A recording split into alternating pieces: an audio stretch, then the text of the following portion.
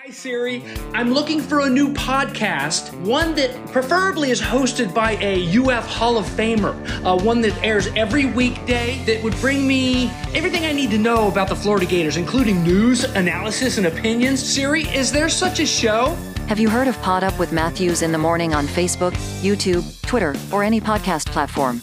Oh my gosh, why didn't I think of that? UF Hall of Famer Shane Matthews has a show every weekday. I'm gonna go check it out tomorrow. Thanks, Siri. Good morning. It's a live edition of PodUp with Matthews in the morning from the Crime Prevention Security System Studios, large enough to serve you, small enough to carry. It is Wednesday. It is hump day on a bye week for the Florida Gators. I want to thank James Bates, former Gator linebacker, for our introduction today. Today's program will have JC, and then we will have JP Shadrick from the Jaguars.com talking about the Jags who play tomorrow night in New Orleans on a short week coming back from London, and get his thoughts. I assume Trevor Lawrence is playing, but we'll ask. If you missed it last night, Phillies go up 2-0, 10-0 win for them.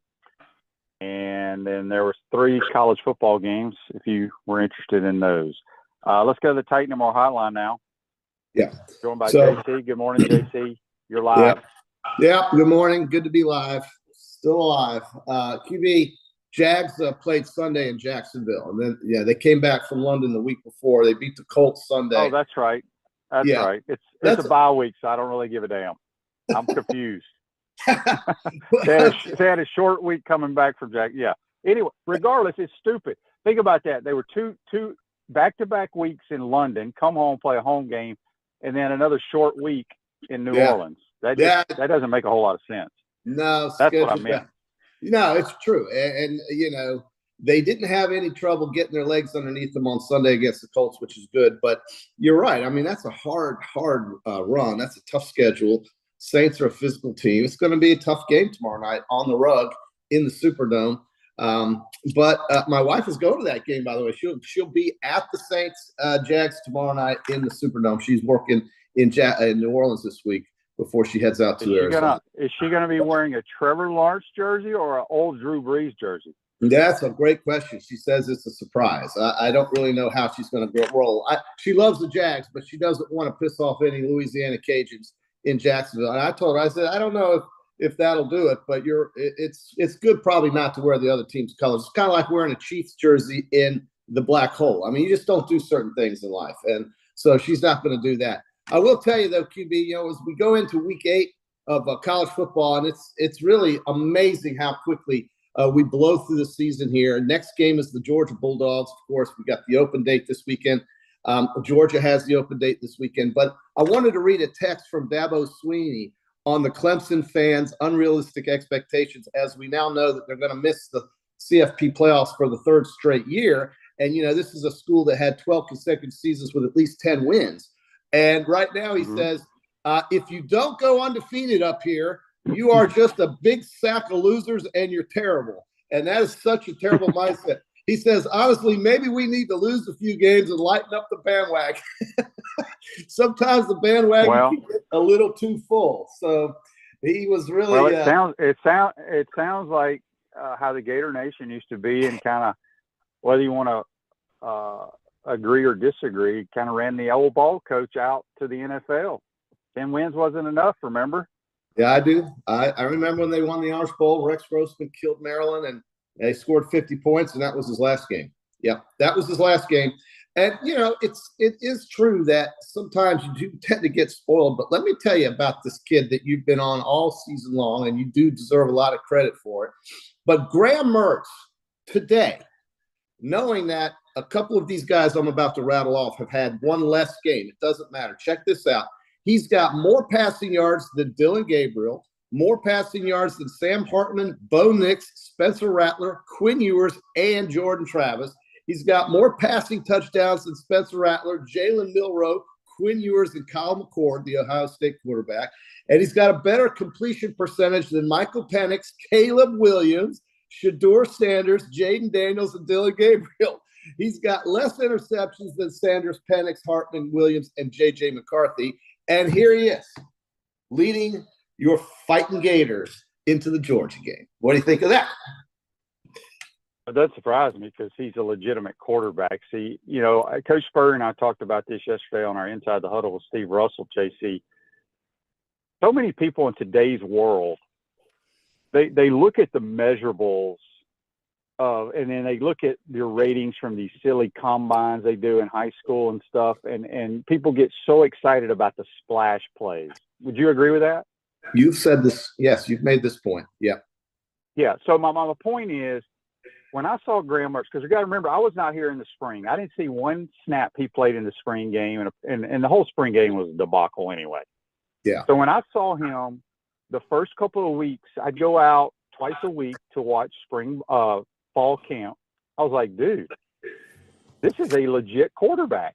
And my definition of a quarterback is different than what the average fan thinks now. I said, this dude would be playing for Steve Spurrier back in the 90s because he's got that natural leadership ability. People just draw to him. He doesn't say, he says a little bit here and there, but he's extremely accurate. He knows football. He throws an extremely catchable football, which that's one thing that damn general managers need to learn. When guys throw these hard, heavy balls, it's hard to freaking catch. You don't see people dropping his ball. He's just a natural quarterback. And I think I firmly believe this, that I don't know when he's got another year. I don't know if he'll be drafted, even though he's bigger than he's way bigger than I was. He's almost 6'4", he's about 225. I was only 180 pounds. So regardless of all that, but with his leadership, the way he handles himself with teammates, he's a good teammate, and his knowledge of the game, I think he could be a backup in the National Football League for a long time. I firmly believe that. Because as a backup, that's what you have to do. You have to be a good teammate, and you have to know X's and O's. And I don't know. I'm not surprised. I know everybody around the world is. I'm not. I think he's damn good, and I think we need to lean on him more and let him go play and win games.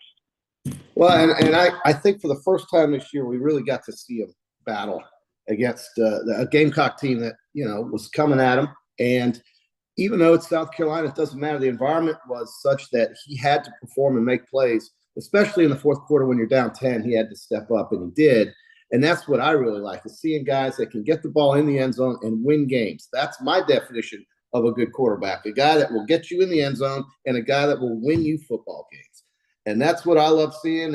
And I get everything you're saying, and it makes total sense to me. But I like to see it on the field on Saturdays, a guy answer when the pressure is on, and he did that. And so he'll have pressure on next Saturday against Georgia, and I think he's going to embrace that because he's got as much experience playing this game as anybody on that field come next Saturday.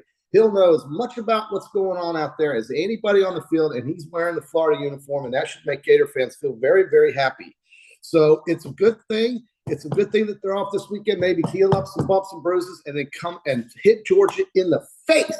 You got to hit them in the face. You got to attack these guys. You got to throw it down the field, and you got to play physical. And Georgia is a team that, without Brock Bowers, their best player on offense, in my opinion, is a team that's ripe for the taking because they've come close this year playing a bunch of games against teams they should have blown out, and they didn't do it. Now, when they had to blow somebody out like Kentucky, they did. When they played in the second half against South Carolina, they did.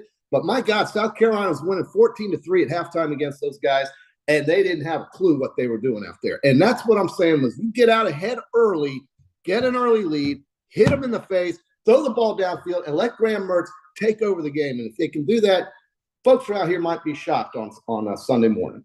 So we'll see. Yeah, we'll see. We'll see. Georgia's still a very good football team. They're a very good football team. It's a good thing we're 5-2 heading into this game. And, I know a lot of Gator fans yesterday that were – and I apologize. We're on the road today, and for some reason my phone is not picking up the Facebook or the YouTube. I don't quite understand it. The text line's not working. I don't know what the hell. I got a perfect signal, but none of that crap is working. I want to throw my damn phone out the window. So anyway, people are like, well, we beat a bad South Carolina team. But my argument was everybody picked us to lose to them and Vanderbilt and Kentucky before the season started. So be happy. Be happy. It's a bye week, folks. You have nothing to do but enjoy college football this weekend. Your Gators are 5-2. They're doing better than you thought. You admit it. They're better than you thought, and deal with it. JC, did you watch any baseball? What? Yeah, I did. Yeah, I did. Real quick, who picked us to lose to Vanderbilt? You just said people picked us to lose to Vanderbilt. Who did that? JC, before the season started, people looked at our schedule, and everybody, I mean, maybe everybody's too much, but let's be honest. Every Gator fan, especially after the Utah game and the Kentucky game, picked that we'd lose to Vanderbilt, we'd lose to South Carolina, we'll lose every damn game we play. But again, I try to tell people, every game is different. You don't know what's going to happen. Did we give up 39 points or 37 points, whatever it was? Yes. Our defense didn't play great. Right. But your defense ain't going to play great every week. You have to play within that game and figure out a way to win it. And we won a damn Big 12 shootouts, what we won. Yeah. Yeah. That's pretty much what it was. Against a very good quarterback. He's a very good quarterback. Spencer Rattler, he's got dudes on the outside for sure. Yes. So, again, if you're texting us and stuff, hopefully it'll start working. It makes no sense.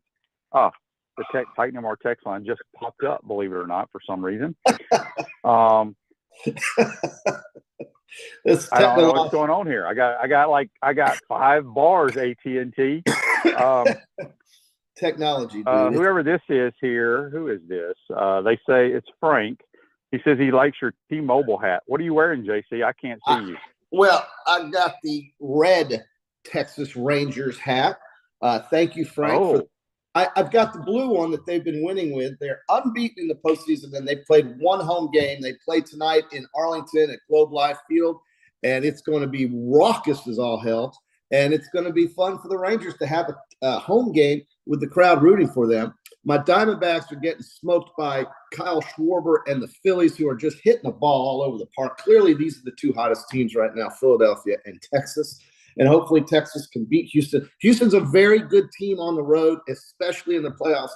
So it's going to be a tough match tonight. But Max Scherzer is pitching for the Rangers. He's healthy, and I think that's a good thing. So I'm pulling for my Rangers now. I've also got this big blue hat I'm wearing on right now, QB. You can't see it, but I've got the blue S. You know what the blue and white S is on a navy blue hat? Tell me what that is. On a navy blue hat. With blue a blue and white F? Well, it's a navy blue S with white trim around the S, and it's a big S. Oh, S. S is in Shane? Yes. Who is that? Who is that? It's a big game. Are you wearing a big Pennsylvania State hat? Yes. Gosh, you're so good at this. Yes, I've got Pennsylvania State as my big pick for the week against Ohio. And they are raging pissed in Columbus, Ohio, because the game's at noon. They want to get all liquored up and play it at 8:30 at night or 4 o'clock in the afternoon. And Fox is just crapping all over with this noon kickoff, which I guess, we thought that would work out well in Kentucky. It did not. But I don't think Penn State's going up there to lose this game. I think this is the year they beat them. So I'm taking Pennsylvania State. Well, we're going to do our picks here shortly since you'll be out of commission on Friday. But real quick, on the Titan MR text line from Ryan, he says, Shane, you remember when John James Fisher supposedly bought the #1 recruiting class and A&M was going to whoop everyone's ass and Josh Heupel was going to lead the Vols back to prominence via his high-powered offense? Yeah. That game was a snooze fest, and it took special teams for Tennessee to put up the winning 17 points. Without a good QB, teams ain't winning jack. Florida's probably going to have to put up 35-plus points to win the remaining games, but at least they got the QB dudes that can get it done. Yeah, that's a good point. So I don't know what they're going to do at A&M, dude. I'm disappointed for the kids. Now, I thought Max Johnson's just an average quarterback to me. Has a really slow release, but I think Tennessee gets handed to them this week. This is from Andy on the Titan MR text line. Says, Shane, do you think Mertz needs to learn how to protect his body better? Seems to take 1 or 2 on-call hits per game. He's a tough dude. He ran one. He scrambled on a 3rd and a long on our sideline early in the game, and instead of just stepping out of bounds, knowing you're not going to get the first down, he took some shots that he didn't need to. That he needs to protect himself for sure. Yeah. Daryl also says on the Titan MR text line, he thinks we have the QB advantage over Georgia. I agree. The experience. Carson Beck's a good, talented kid, but we'll see. We'll see. All right, JC. Let's jump into our Peachland Dental picks. Okay. Gator Nation's #1 choice for dentistry in Port Charlotte and surrounding areas. Visit them at peachlanddental.com. I'm absolutely terrible. I don't. What are you right now? Well, yeah, you are absolutely struggling. I'm 40, 29, and 1, and you are 28, 41, and 1. Ew. You can turn it around. You can turn it around on this open date. We've got, it's Wednesday. I'll be in Arizona in the Pacific time zone on Friday, Monday, and Wednesday of next week. So we got to do some shuffling around with the schedule. But it's just going to be impossible for me to do a show at 4:45 a.m. Or 5 a.m. I can't. So, all right, real quick, Facebook has decided to pop up now. Okay. Gene, some of those. Gene has a couple comments. We got some comments here, and then we'll get to our picks. Yeah. Gene says Graham Mertz throws a ball that can be caught. Yes. AR seemed to throw balls too hard or over the receiver's head. Yes. He made some good throws too, though. Mike says the O-line has to protect him better. Dogs can hurt him. He ain't gonna get hurt, but yeah, we got to protect. Greg, no, I'm not using Cox Wi-Fi. I'm on the road today, and I got an AT&T cell phone, so AT&T's stinking it up. All right. So Nat says, I've always said that Jimbo Fisher when he was at UFSU, that he was not that good of a coach, smoke and mirrors. Well, things aren't going real well for him right now. Well, I think the Texas A&M fans more than anything are really disappointed with his lack of either confidence or aggressiveness. When they had 4th and 1 against Alabama at home on Alabama's 44-yard line, he punted. And they couldn't figure that out. The game was within one score, if I can remember correctly, and he punted. So he netted 20 yards because the ball went in the end zone. And that pissed him off beyond belief. So those are coaching decisions. You've got to, manage. They talk about managers making decisions with their eyes instead of the analytics and all that BS that we hear about daily. Bruce Bochy does that. Dusty Baker does that. These are World Series winning guys.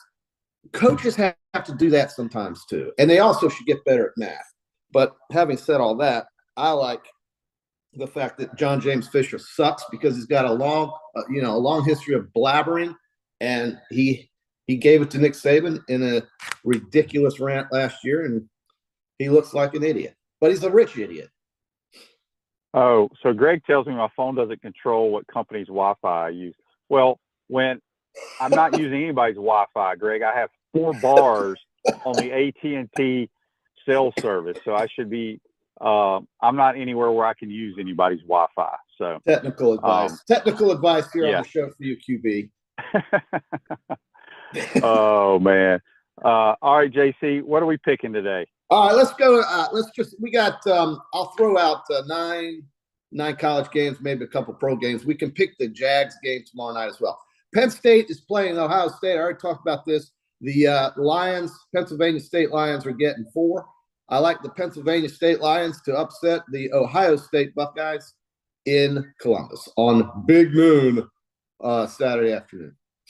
Yeah, I like Penn State. I'll be honest, I have not watched one snap of Penn State football. I don't think I've seen one snap of Ohio State play this year either. They're supposed to have a good young quarterback. I guess if there's a year Penn State's going to beat them, it would be this year. So give me the Nittany Lions. Okay, we're both on that one. Duke is going into Florida State. I'm not sure if Riley Leonard's playing, but Duke plays some physical defense. They are very good on that side of the football. They are going to keep it within 14 points. I'm taking my Devils inside of 14 against the Seminoles. Yeah, Coach Spurrier picked Duke to win yesterday on our podcast. I like Duke. As you said, I don't know if Riley Leonard's playing or not. Right. But Florida State's going to be tested. It would not surprise me if Duke wins this game. Well, they've got two really good corners that are going to match up against these big-time wide receivers for FSU. That's a matchup I'm looking forward to watching. Another quarterback that's not certain as to whether or not he's going to play, and he hasn't played since January, is Cam Rising. And even if he does play, it's uncertain how effective he's going to be. But they are playing Southern Cal, which means they're going to score points regardless, and they're getting 7 at USC in the Coliseum. The Trojans coming off a very disappointing game last week, getting blown out at Notre Dame. What do you think about this one? Utah plus 7. Is Cam Rising supposed to play? He is listed as questionable on Wednesday, October the 18th. What has he been listed the last 5 weeks? Questionable. I'm just curious. I don't know. I mean, think about it. We go back to week 1. We're sitting here thinking he may play, and he hasn't taken a snap. Regardless of that, I am so down on USC's defense. Just bad. And think about this. I want to say, did Utah beat them twice last year or just once in the championship game?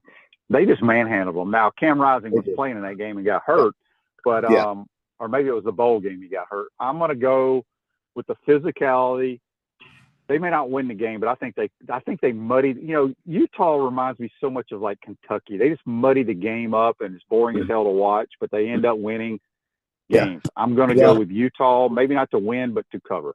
Okay, as am I. Utah did beat them 47-24 in December. They did beat them twice last year, but Cam Rising played in both those games. He got hurt in the Rose Bowl in the second half, I think, against Ohio State or Penn State. It was Penn State. So that was last year. Hang on a second. Andy says the HBC would pick Duke to beat the 85 Bears. And Tony says it's at Doak. I'd keep my eye on their trip to Pitt. I'm not sure what that means. I don't know if he's talking about, does Florida State play at Pitt? I'll have to check the schedule, but I'm pretty sure that's possible with their ACC, league that they're in. But Pittsburgh kind of shocked the world with what they did to Louisville, and Pittsburgh's been a quiet. They've been a quiet team. They lost to West Virginia, and they haven't really made any big noise this year, but they sure did shake it up last week, kicking Louisville out of the conversation. So that was a surprise. How about this? Miami's got 2 straight losses, coming back home to play that Clemson Tiger team that Dabo wants to kick people off the bandwagon. And Clemson's laying 3.5. I think Miami is really struggling right now with their confidence. I think the coaching staff has lost some sort of control. I don't understand how this got to be so bad. They were in really good shape prior to that Georgia Tech game. But even with that bad decision against Georgia Tech when he failed to take a knee, Georgia Tech still had to go down the field in 2 plays to score and win the game, and they were able to do that.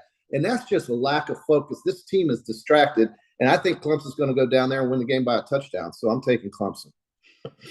Yeah, I think Clemson rolls in this game. This is clearly the best defense Miami will see all year long. Yeah. Clemson's going to go 10-2. They're going to go 10-2 this year. They had Florida State beat, and they had a sack fumble that went the other way. So I'll take the Clemson Tigers.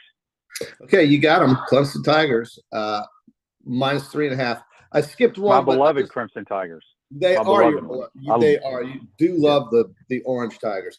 Let's go to. I was going to do Michigan State because it's a rivalry game, but we both think Michigan's going to blow Michigan State out of the building. And Michigan, what is that line? It's 24, and it could be 44. I don't care what it is. That's blowout city. So it's just the funny thing is that Michigan, they're number 2. Everybody's in love with them, and I think the hardest game they've played is against Indiana. It's really incredible, the scheduling, and Georgia too. I mean, I think the hardest game they played was South Carolina. Maybe it's incredible how some teams benefit from those kinds of things, but they are this year. And they really won't be tested until Penn State and Ohio State. 2 tough games during the season. Wow, great. Mississippi State is traveling to Arkansas, coming off a week off. Arkansas has had some really tough losses here recently. And I don't know if Sam Pittman can keep this locker room in control. I think they can. They played well in the second half against Alabama. They looked physical. KJ had his best half of the season against Alabama in the second half as a beneficiary of a terrible personal foul Alabama took on 3rd and long. But Arkansas converted and made it a good game, and they're getting 6.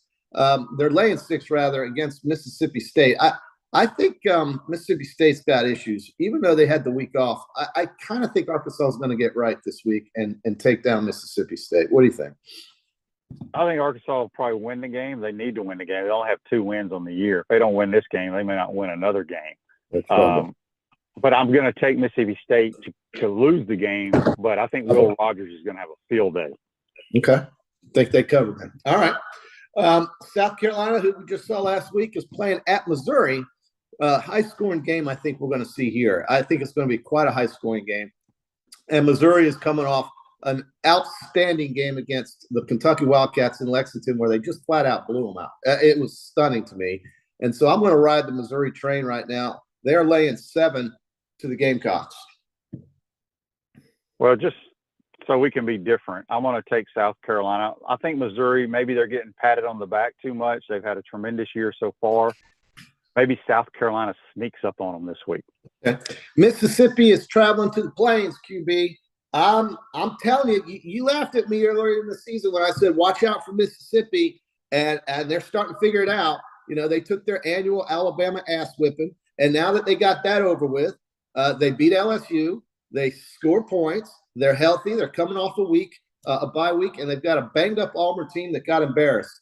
Does Auburn cover 6.5 after an embarrassment in Baton Rouge, or does Mississippi roll? What do you think?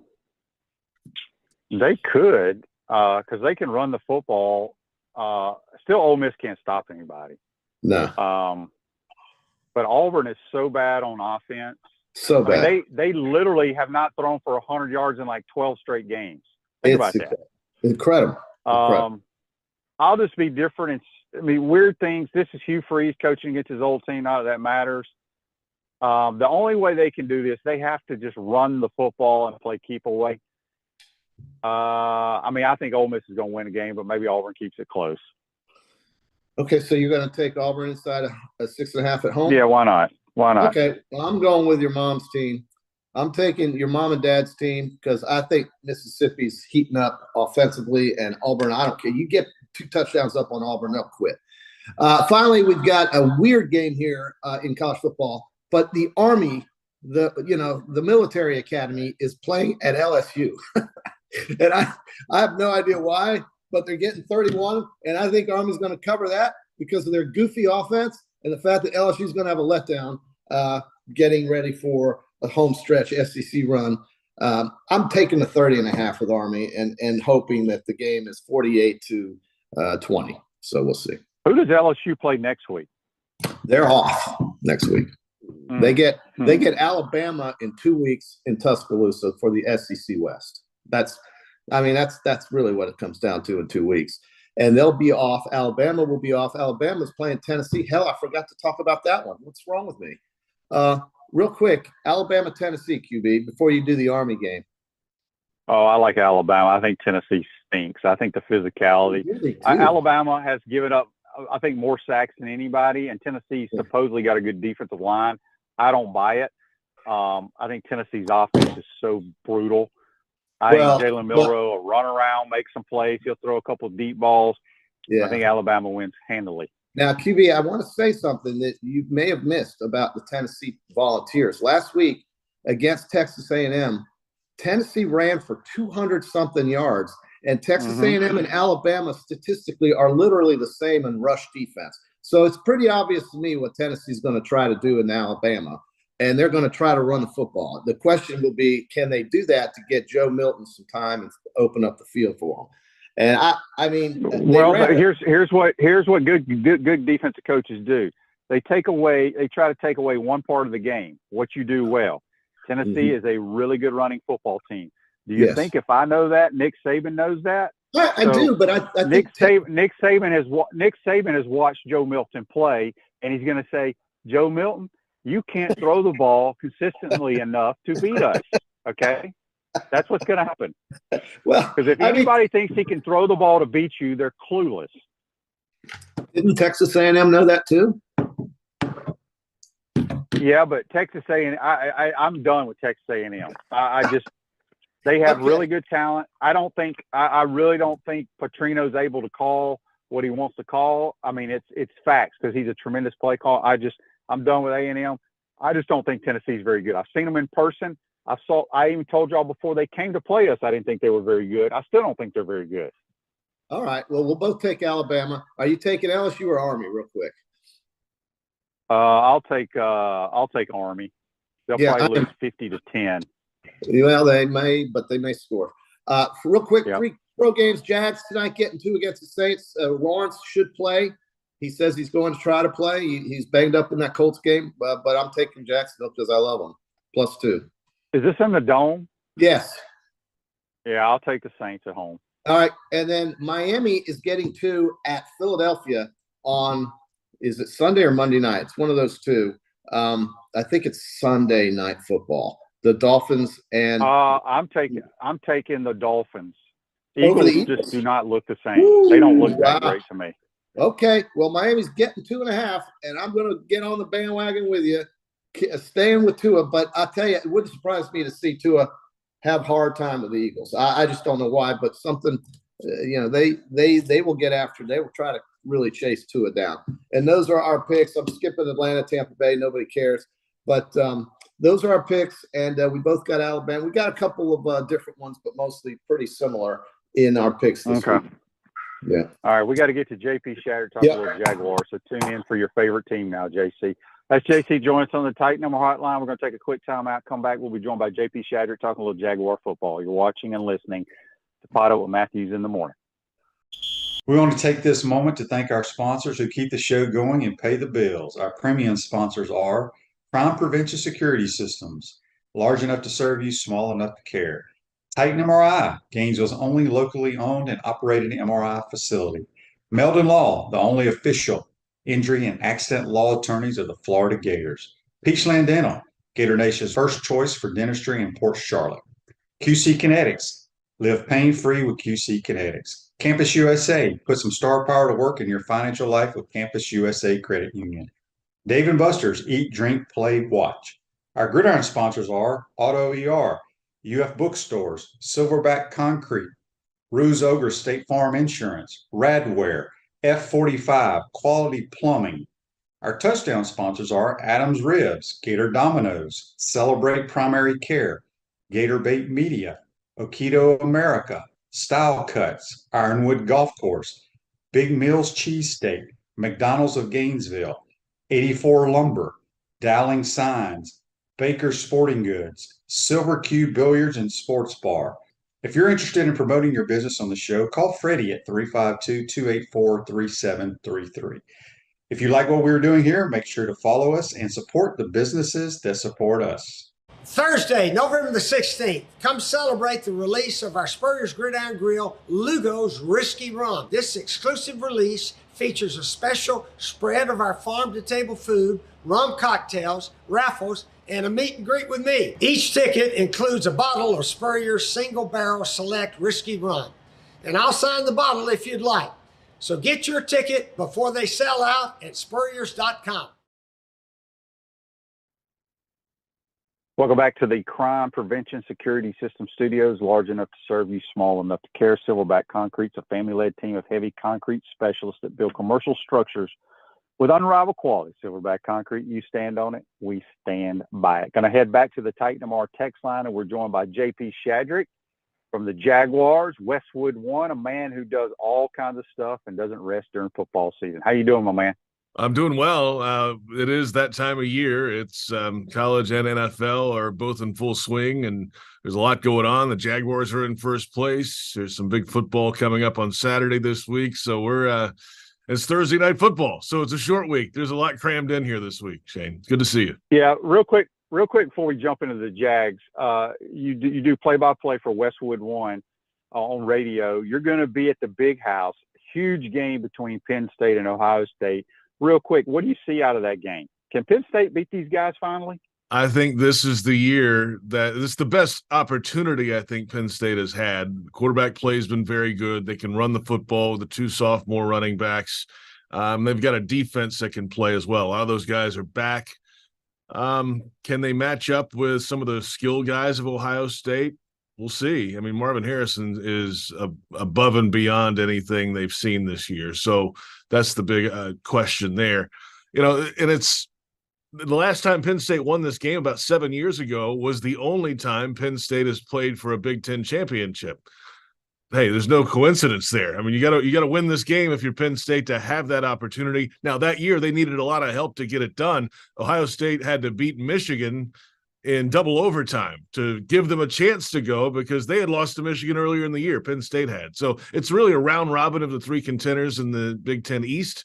And the horseshoe should be rocking, I think, at noon Eastern on Saturday for Penn State, Ohio State. And, this is Ryan Day hasn't lost a Big Ten game outside of Michigan the last 2 years. Wow. So, okay, he doesn't need to start losing anymore because there's already a little chirping going on. Yeah, no doubt. So, JP, Jags were in London for 2 weeks. You were there, came home, got a big win. Now a short week going to New Orleans. How tired are you and how tired is the team? Because you're getting ready to play a nasty defense in the Saints. Well, let's start off with the London trip. It was the first time that an NFL team has played back-to-back games in London. So the Jaguars were on the ground in the UK for 10 days and played 2 games. The home game was at Wembley against the Falcons, and they got that done. Strong defense, opportunistic offense in a win under the arch. And then they went across town as the road team at Tottenham Hotspur Stadium and beat the Buffalo Bills. So that's a really big win, obviously, when it comes down to playoff seeding and things later in the year. And again, it was the defense with takeaways. The running game was really good, especially late in the game. And they really found some things because they left the States 1-2, and they had just lost to the Texans in an awful way. It was just a bad performance from all 3 phases. They went to the UK and figured some things out, it feels like, and they brought it back and played this past week really well against the Colts team that they had already beaten once and had a backup quarterback, and they took advantage of that. They stuffed the run. They forced Gardner Minshew to put it in the air. It's not his forte. He doesn't have the strongest arm over the middle, and they took the ball away 4 times. So they found a little something here. Now, the big question, Shane, this week is it's a short week. And the jet lag and all that's done, I think, from the trip, to answer your original question. But now it's a short week. The quarterback, Trevor Lawrence, got his left knee twisted up in the 4th quarter, and he was in a brace on Tuesday at practice. And there's still a question of whether he's going to go or not. He said he's going to do everything he can to be ready for Thursday night against the Saints, but that can change the whole dynamic if all of a sudden he walks into the Superdome and that left knee doesn't feel right. Yeah, we'll have to wait and see. We had a question on Facebook brought to you by Metal Law from Andy. He says, JP, what are your takes on the NFL playing games in foreign countries? Now they are talking about playing in Madrid, Brazil, and possibly a Super Bowl in London.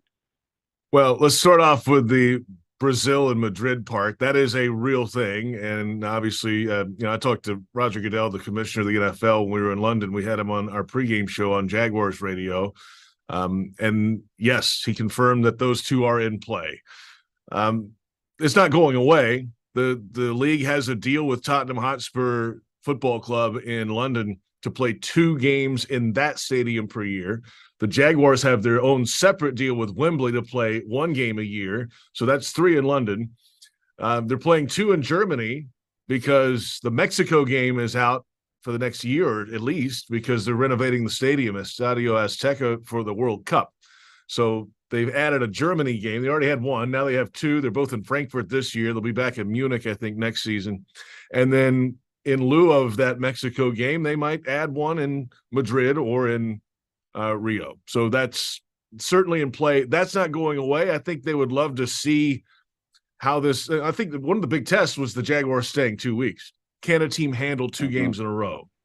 They handled it all right. They won the games, but I think the weeks after that are really the test. Can they bounce back from a trip like that? We'll find out again on this Thursday night matchup coming up. They're not going away. Now, the Super Bowl, I saw an official at the league meetings the other day said that, that's a long-term down-the-line vision. That's a generational way, in my opinion. I don't think that would happen in the next 15, 20 years. That's at least, because that is a big ask. And it's America's game. And it's the biggest game in America's game. And to take that away, you'd hear a lot of noise about that. I think at some point, maybe down the line, but no, that's not an immediate thing. All right, before we jump back to the Jaguar football team, a couple questions here about the stadium upgrades. they're not upgrading anything right now, right? With the stadium, they're going to wait. Is that at the end of this season, or what? When are they doing all that? Well, the hope is the negotiations are underway with the city. So it's a city-owned stadium here in Jacksonville. The Jaguars have presented their vision for the stadium of the future and the neighborhood around it. It's going to take some significant public and private investment together. So that's why the Jaguars and the city have begun negotiations to figure out how this is going to get paid for. So they're at the starting line of that. They've only had really, I think, one true or a couple true meetings early. I think the real hope would be to have a deal in place for the stadium renovation by late next spring. And then that would be a couple years build up to that. In theory, the Jaguars would be out of the stadium for a couple years, I think 26 and 27, and then back in a new building in 28. So that's the early ideas. The negotiations, like I said, Shane, have just started, and we're a long way away from anything being started or ground being turned on the stadium itself. And they've got to figure out the financing of that first. 1966 HBC beers available at Spurrier's Gridiron Grill, Gator Games in the Swamp, and select retail outlets. Crisp American Lager, that's 1966 HBC beer. Speaking with JP Shadrick from the Jaguars and also Westwood One here on the Clayton Moore text line and hotline. Hey, JP, so let's get back to the offense. Kind of got it going the last couple of games. Injury-wise, how's it look? And who has stood out the most to you from an offensive standpoint, and maybe who's been the most disappointment so far? Yeah, let's start off with the injury front. They've got some guys nicked up on the offensive line. Walker Little most likely will not play Thursday again. He hasn't practiced yet. The left tackle at the start of the year, he slid into left guard. He got hurt in London, a knee issue. It doesn't sound like it's a long-term problem, but it's in a short-term, short-week problem. He's not going to go. So Tyler Shatley, I think, is going to go at left guard. The question is Brandon Sheriff at right guard. Veteran player, tweaked his ankle last week. And, okay, he's a tough guy. We'll see if he on game day can give it a go. I think that's truly a game day, game time decision at right guard. If he can't go, then Blake Hance would go, which also begs the question, okay, now all these backup linemen are in. You've got the quarterback with one knee, one bad knee at least. One non-perfect knee. So, okay, that's another situation. So that's the rest of the offense. I mean, Travis Etienne, I think for me is Shane stood out the most. He is running such a different style this year than he did a season ago. Last year, remember, was his first year on the field. He missed his rookie season with a Liz Frank foot injury. And he was just getting blasted. Like he would give away where he was running. He wasn't squaring his shoulders to the line and giving him options and disguising well. And like he would just take hits and like head over heels, like get blasted. And that's not the case anymore. They worked on that this offseason, his approach before getting the snap and running through the hole and not to the hole. So he's not, stuttering his feet and hesitating, and he's just going. And he is initiating the contact or running around it. He leads the league in forced missed tackles. It's a totally different style, and he has stepped up in a big, big way. He leads the league in rushing attempts. They are giving him the football a lot. He loves it. He wants it. They all say that, but he's been able to prove it. So for me, it's ETN because they've been able to run the ball in spots. They weren't in the second half last week, but for the most part, he has stepped up in a big way. When this offense that we thought was going to be explosive and throw it all over the yard hasn't really been able to find its true footing yet, ETN has been that rock. So he's the guy for me.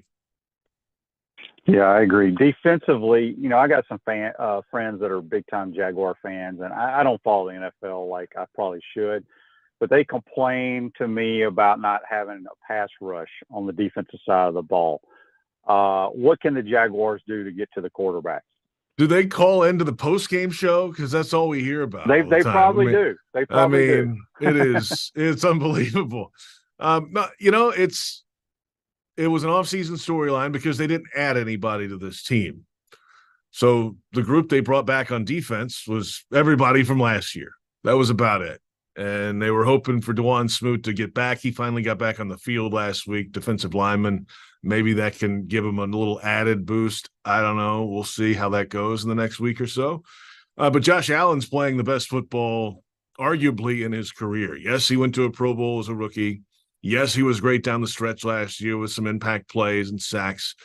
But it's contract year for Josh, and he's motivated for a lot of reasons. That is certainly one of those reasons, but he's playing big, and he's playing himself into a big contract. He's pushing the pocket. He's getting home. He had a clean sack last week on a play that he really just checked out on film, that there was a run personnel in, and they like to throw out of that. So he just took off, and really well done by Josh. So there's some of that.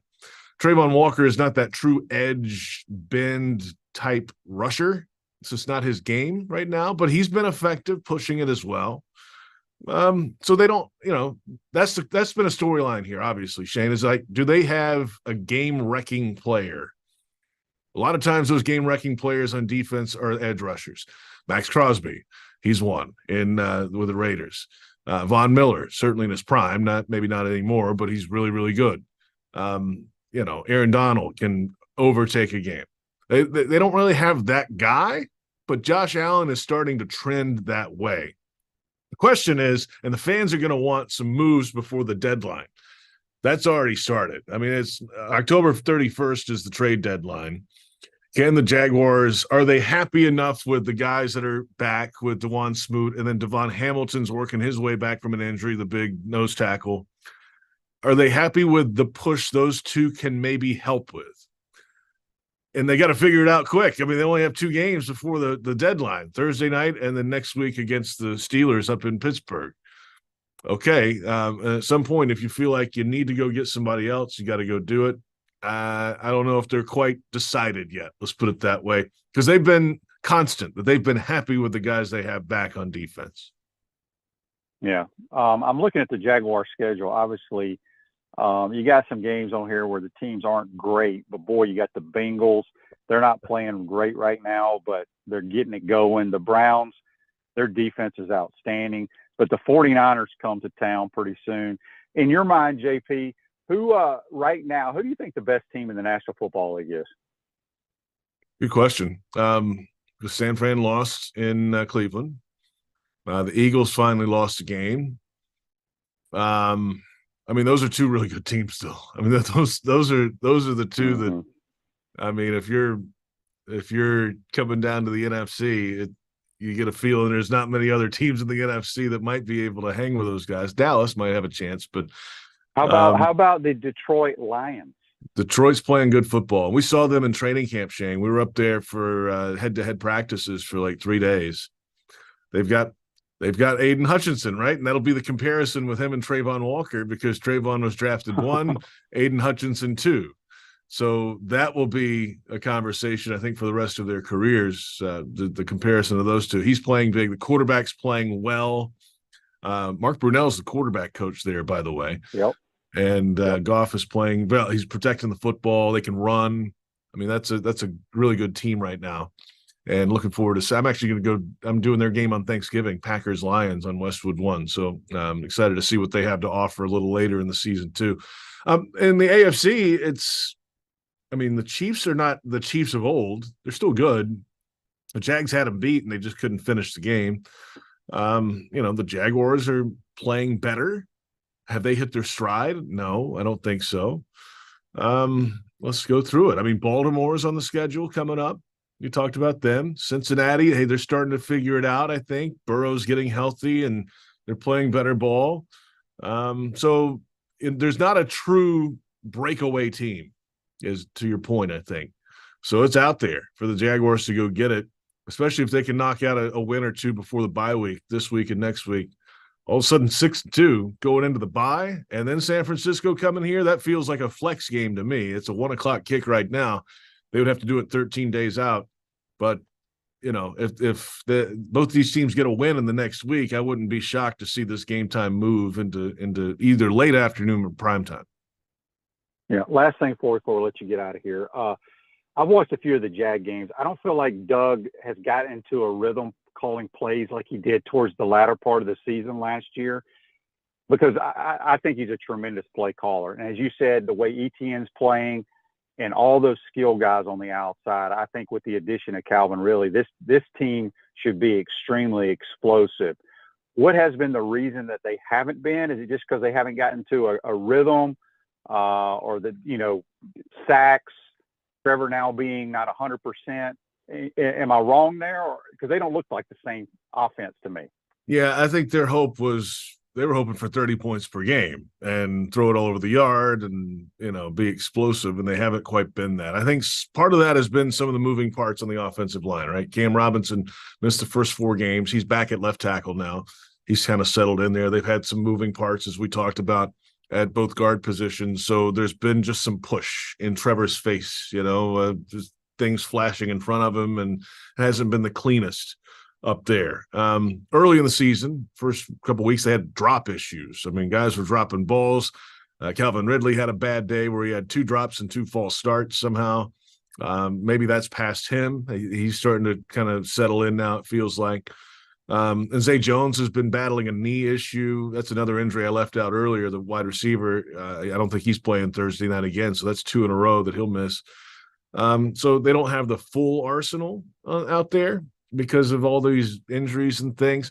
Now, to the play calling thing, that's been another storyline this year, because last season, Doug Peterson called the plays in the first half, and Press Taylor, the offensive coordinator from the booth, called the plays in the second half. He was wired into the quarterback from upstairs.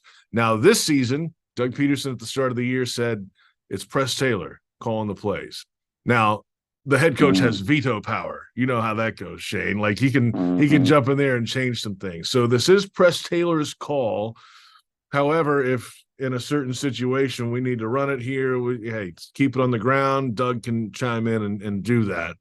That's been a little bit of a difference. And I think it's probably a little overblown, because the idea is they are a like-minded group of play callers, Press and Doug. I mean, they've been together forever. He wouldn't give it to Press Taylor if he didn't trust him on how he likes things called. So we'll see. I think it's going to continue like that, and there's no reason to change it right now, because I think they're starting to figure out what they are as an offense. Yep, no doubt. Well, we appreciate your time. Let everybody know how they can listen to the pre- and post-game shows that you put on over there in Jax. Yeah, Jaguars.com, free website. It's the official team website, and our flagship in Jacksonville is 1010XL. I think we're on in Gainesville, though, on the network, so we'll be on Thursday for a countdown to kickoff at 7 o'clock, ahead of the 8:15 kickoff in the Superdome. The Jaguars and the Saints. Jags 4-2, Saints 3-3. Short week for both teams. These Thursday games are a little clunky sometimes, Shane. So we'll see what Jaguars team comes out of the tunnel in New Orleans this week. Well, we appreciate your time, JP, and we'll talk to you soon. Enjoy the game up at the Big Horseshoe as well. Yeah, and we'll see you in a couple of weeks. I've got the cocktail party in 2 weeks, so we'll see you here in Jacksonville, Shane. See you, buddy. Absolutely. Appreciate it, buddy. That's JP Shadrick from Jaguars.com. Join us on the Titan MR hotline. Let's get to This Day in Sports, which is brought to you by our good friends at Campus USA Credit Union. Put some star power to work in your financial life with Campus USA Credit Union. This Day in Sports, back in 1992, Philadelphia Eagle Randall Cunningham sets the NFL quarterback scramble record of 3,683 yards. That might have been broken since then, but that was This Day in Sports back in 1992. I want to thank again JC and JP Shadrick from the Jaguars for joining us on today's program. Tomorrow we'll have our college football analyst and Heisman Trophy voter Brent Beard breaking down what's going on in college football. We'll also do our Baker Sporting Goods High School Roundup. Appreciate you tuning in today, folks. We'll be live in studio tomorrow. We're live on the road today, but we'll be back in action tomorrow. Have a great day, folks. See you then. Take care.